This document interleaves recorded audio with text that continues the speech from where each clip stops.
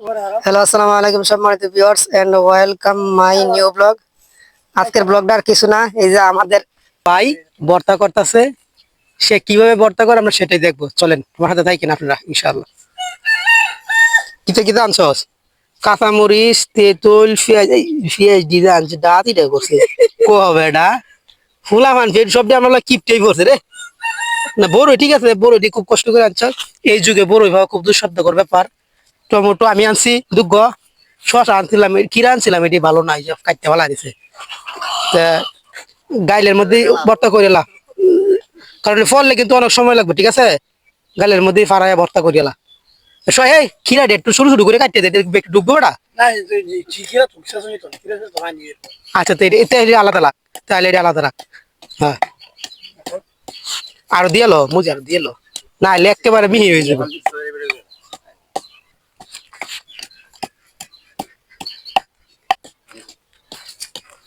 হ্যাঁ, তোমাদের কাজ সুন্দর হচ্ছে, সুন্দর করে করো। যারা যারা ভর্তা খাইবেন আমাদের বাঁশবাগানের এখানে আসতে পারেন। আমাদের এলাকাবাসীদেরকে বলি, দূরের মানুষ তো আসতে পারবে না। হ্যাঁ,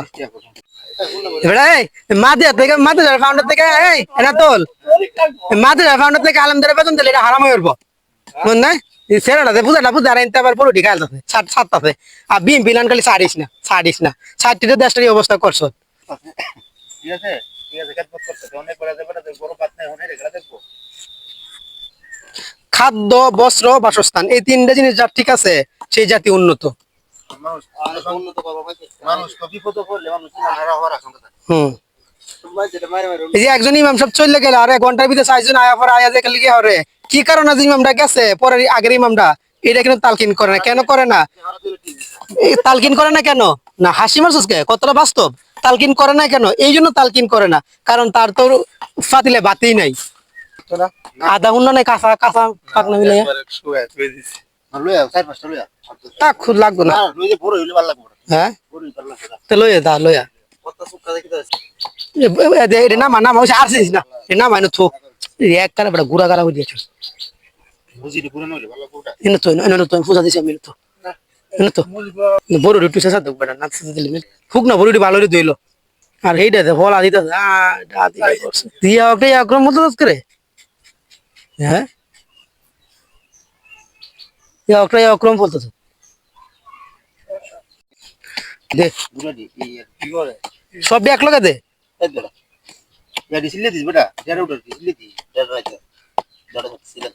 কড়াটি দিস না, ফান না, এই যে এটি দিন না, এটা দিন না, ফাংনাটি দিন, ভিডিও আর বেশি সুন্দর। হ্যাঁ,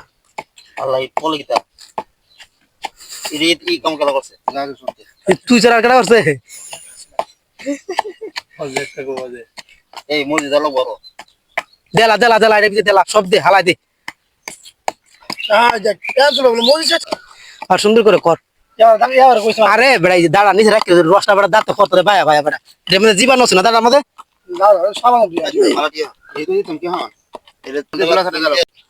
বর্তাটা আমি ঘুরে তুললাম, বর্তাটারে আবার এটা খুলে দিছ জুবাই, এটা মানে আসছে না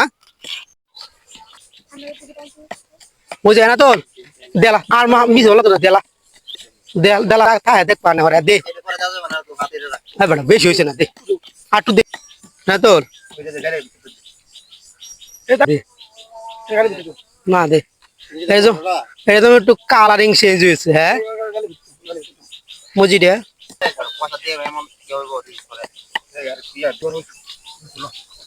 হ্যাঁ,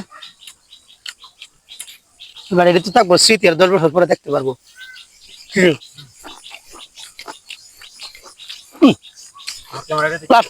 হ্যাঁ, লাস্টে লবণটা দেয়া টক বানাইছো, এ বানাইছো, চিতা বানাইছো।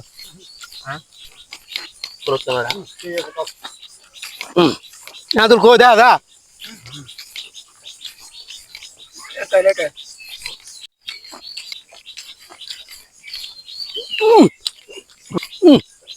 সেই সাথে দে একটু সার দে, একটু সারা দে, হাতি সাপ আছে।